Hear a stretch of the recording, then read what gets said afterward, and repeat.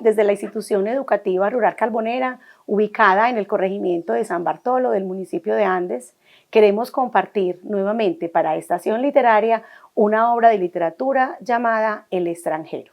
Disfruten y bienvenidos. En el grado 11 todos leímos durante el primer periodo una obra literaria que se llama El extranjero. Su escritor es Albert Camus, quien fue un novelista, dramaturgo, ensayista, filósofo y periodista francés. Esta obra nos propone una lectura diferente y evita que leamos siempre lo mismo. Está escrita de manera sencilla y contiene pequeñas reflexiones filosóficas. En El extranjero, Merceur, quien es su protagonista y antihéroe, vive en una absoluta pasividad e indiferencia, como su título lo dice, como un extranjero. Hoy ha muerto mamá, o quizá ayer, no lo sé. Recibí un telegrama de asilo. Falleció su madre. Entierro mañana, sentidas condolencias. Pero no quiere decir nada. Quizá haya sido ayer. El asilo de ancianos está en Marengo, a 80 kilómetros de Argel. Tomaré el autobús a las 2 y llegaré por la tarde. De esa manera podré velarla y regresaré mañana por la noche. Pedí 2 días de licencia a mi patrón y no pudo negármelos ante una excusa semejante. Pero no parecía satisfecho. Llegué a decirle, no es culpa mía, no me respondió. Pensé entonces que no debía haberle dicho esto. Al fin y al cabo no tenía por qué excusarme. Más bien le correspondía a él presentarme las condolencias. Pero lo hará sin duda pasado mañana, cuando me vea de luto. Por ahora es un poco como si mamá no estuviera muerta. Después del entierro, por el contrario, será un asunto archivado y todo habrá adquirido aspectos más oficiales. Tomé el autobús a las 2, hacía mucho calor. Comí en el restaurante de Celeste como de costumbre. Todos se condolieron mucho de mí, y Celeste me dijo, madre, hay una sola. Cuando partí me acompañaron hasta la puerta. Me sentía un poco aturdido, pues fue necesario que subiera hasta la habitación de Manuel para pedirle prestados una corbata negra y un brazal. Él perdió a su tío hace unos meses. Corrí para alcanzar al autobús. Me sentía adormecido, sin duda por la prisa y la carrera, añadidas a los barquinazos, al olor a gasolina y a la reverencia del camino y del cielo. Dormí casi todo el trayecto, y cuando desperté, estaba apoyado contra un militar que me sonrió y me preguntó si venía de lejos. Dije, sí, para no tener que hablar más. El asilo está a 2 kilómetros del pueblo. Hice el camino a pie. Quise ver a mamá enseguida, pero el portero me dijo que era necesario ver antes al director. Como estaba ocupado, esperé un poco. Mientras tanto, el portero me estuvo hablando y enseguida vi al director. Me recibió en su despacho. Era un viejecito condecorado con la Legión de Honor. Me miró con sus ojos claros. Después me estrechó la mano y la retuvo tanto tiempo que yo no sabía cómo retirarla. Consultó un legajo y me dijo, la señora de Meursault entró aquí hace 3 años. Usted era su único sostén. Creí que me reprochaba alguna cosa y empecé a darle explicaciones, pero me interrumpió. No tiene usted por qué justificarse, hijo mío. He leído el legajo de su madre. Usted no podía subvenir a sus necesidades. Ella necesitaba una enfermera. Su salario era modesto y al fin de cuentas era más feliz aquí. Dije, sí, señor director. Él agregó, ¿sabe usted? Aquí tenía amigos, personas de su edad, podía compartir recuerdos de otros tiempos. Usted es joven y ella debía de aburrirse con usted. Era verdad. Cuando mamá estaba en casa pasaba el tiempo en silencio, siguiéndome con la mirada. Durante los primeros días que estuve en el asilo lloraba a menudo, pero era por la fuerza de la costumbre. Al cabo de unos meses habría llorado si se le hubiera retirado del asilo, siempre por la fuerza de la costumbre. Un poco por eso en el último año casi no fui a verla, y también porque me quitaba el domingo, sin contar el esfuerzo de ir hasta el autobús, tomar los billetes y hacer 2 horas de camino. El director me habló aún, pero casi no lo escuchaba. Luego me dijo, supongo que usted quiere ver a su madre. Me levanté sin decir nada y salió delante de mí. En la escalera me explicó, la hemos llevado a nuestro pequeño depósito, para no impresionar a los otros.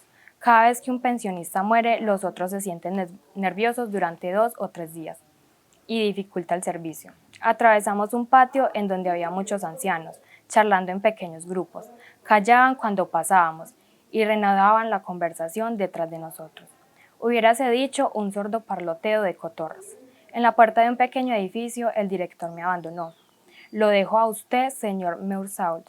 Estoy a su disposición en mi despacho. En principio, el entierro estaba fijado para las 10 de la mañana.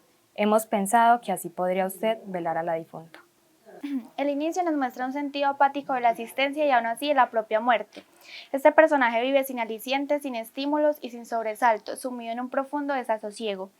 Aspecto que nos lleva a reflexionar y pensar detenidamente en cómo estamos viviendo en nuestros hogares, el valor que le debemos dar a la familia, a los amigos, a los compañeros y a los sueños que tenemos.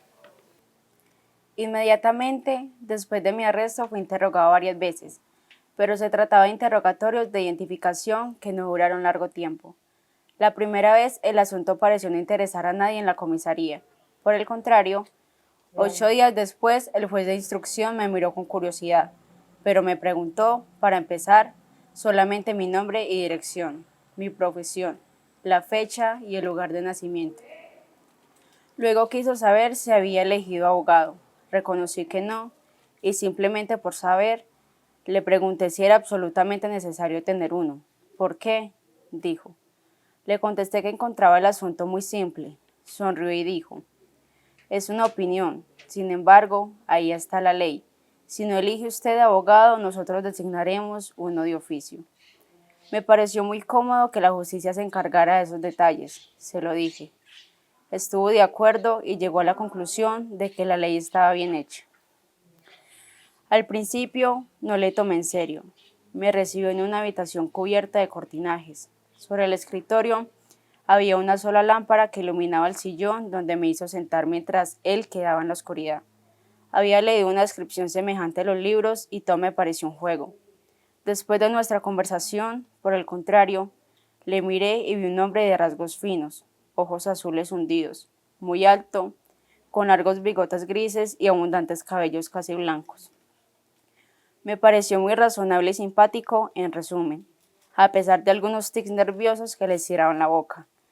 Cuando salí, hasta iba a tenderle la mano, pero recordé a tiempo que había matado a un hombre. Al día siguiente, un abogado vino a verme a la prisión. Era bajito y grueso, bastante joven, con los cabellos cuidadosamente alisados. A pesar del calor, yo estaba en mangas de camisa. Llevaba traje oscuro, cuello palomita y una extraña corbata de gruesas rayas blancas y negras. Puso sobre la cama la cartera que llevaba bajo el brazo. Se presentó y me dijo que había estudiado el expediente. El asunto era delicado, pero no dudaba del éxito si le tenía confianza. Le agradecí y me dijo, vamos al grano. Se sentó en la cama y me explicó que habían tomado informes sobre mi vida privada. Se había sabido que mi madre había muerto recientemente en el asilo. Se había hecho entonces una investigación en Marengo. Los instructores se habían enterado de que yo había dado pruebas de insensibilidad el día del entierro de mamá. Usted comprenderá, me dijo el abogado. Me molesta un poco tener que preguntarle esto, pero es muy importante. Si no encuentro alguna propuesta, será un sólido argumento para la acusación. Quería que le ayudara. Me preguntó si había sentido pena aquel día. Esta pregunta me sorprendió mucho. Y me parecía que me habría sentido muy molesto si yo hubiera tenido que formularla. Sin embargo, respondí que había perdido un poco la costumbre de interrogarme y que me era difícil informarle. Sin duda, quería mucho a mamá, por eso no quería decir nada. Todos los seres normales habían deseado más o menos la muerte de aquellos a quienes amaban. Aquí el abogado me interrumpió y pareció muy agitado. Me hizo prometer que no diría tal cosa en la audiencia ni ante el juez instructor. Le expliqué que tenía una naturaleza tal que las necesidades físicas alteraban a menudo mis sentimientos. El día del entierro de mamá estaba muy cansado y tenía sueño, de manera que no me di cuenta de lo que pasaba. Lo que podía afirmar con seguridad es que hubiera preferido que mamá no hubiese muerto, pero el abogado no pareció conforme. Me dijo, eso no es bastante. Reflexionó. Me preguntó si podía decir que aquel día había dominado mis sentimientos naturales. Le dije, no, porque es falso. Me miró en forma extraña como si le inspirase un poco de repugnancia. Me dijo casi malignamente que en cualquier caso el director y el personal del asilo serían oídos como testigos y que podía resultarme una muy mala jugada. Le hice notar que esa historia no tenía relación con mi asunto, pero se limitó a responderme que era evidente que nunca había estado en relaciones con la justicia.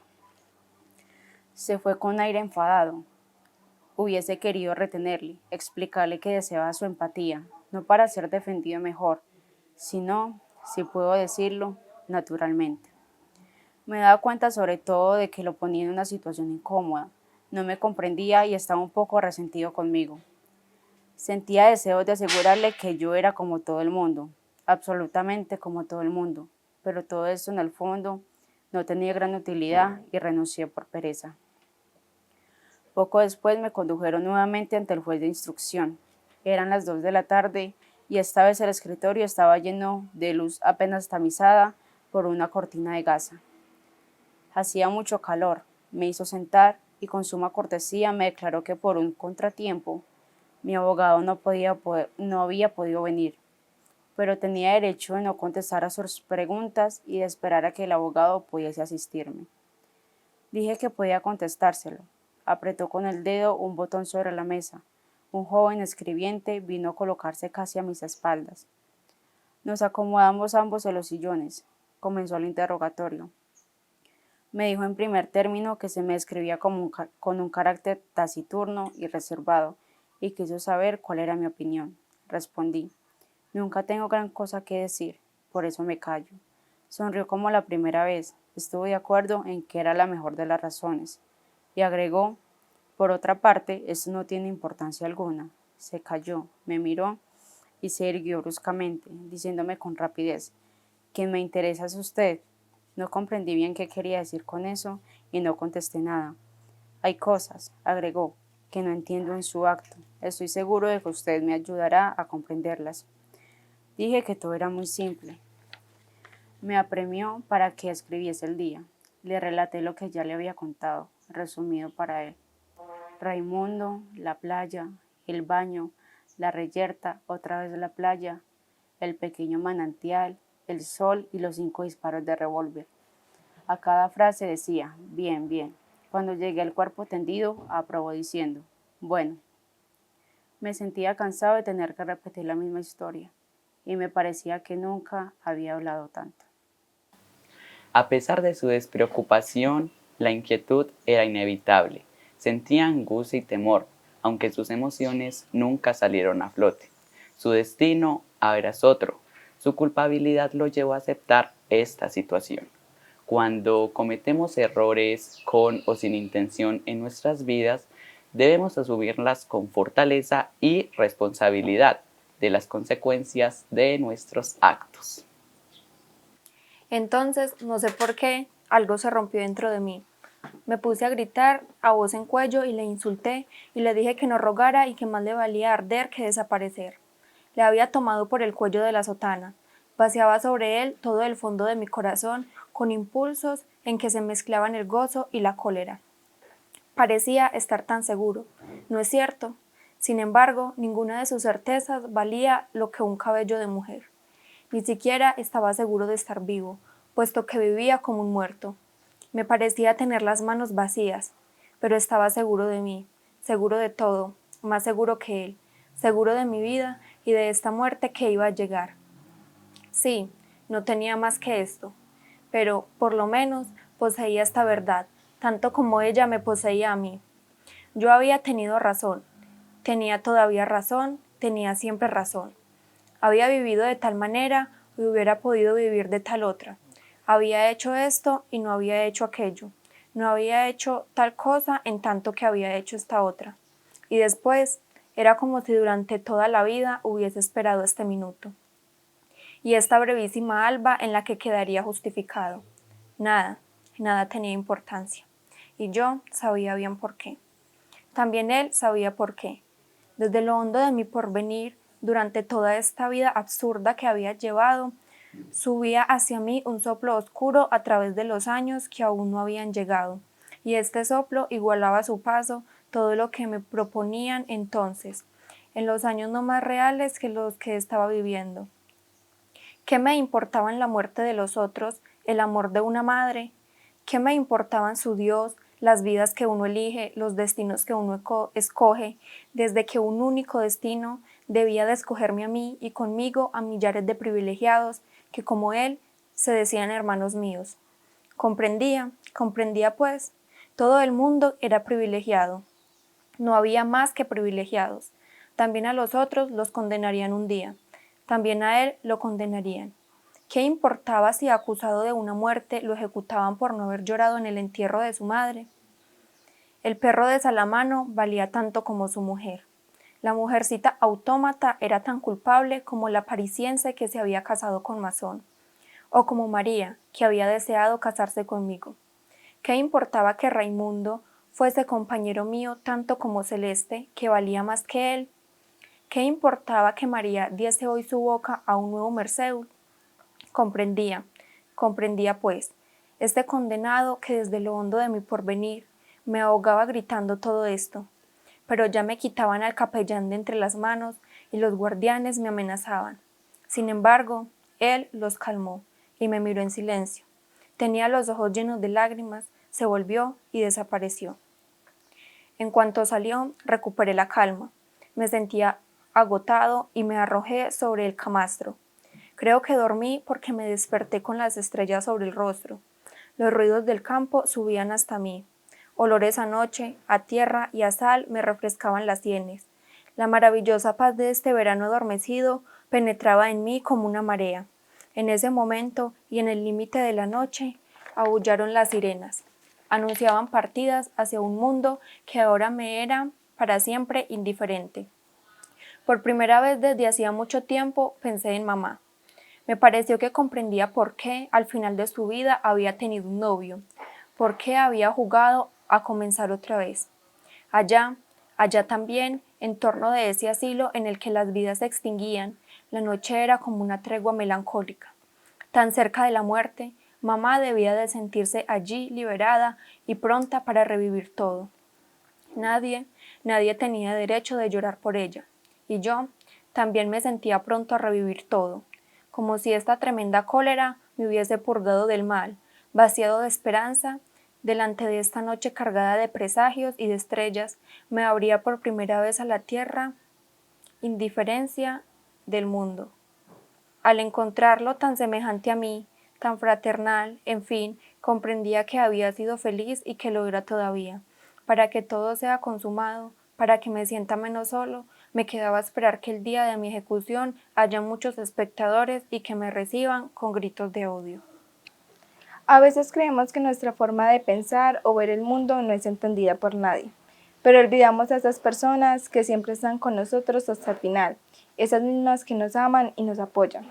Tal vez nuestra indiferencia ante el mundo nos hacen pensar que no hay otra manera de vivir, que las pequeñas cosas no importan, pero cuando estamos llegando a un final nos damos cuenta de lo felices que somos, y sin importar qué tan simple o indiferente sean nuestras vidas, siempre habrá algo que nos llenará, incluso si es la muerte. Esto fue Estación Literaria.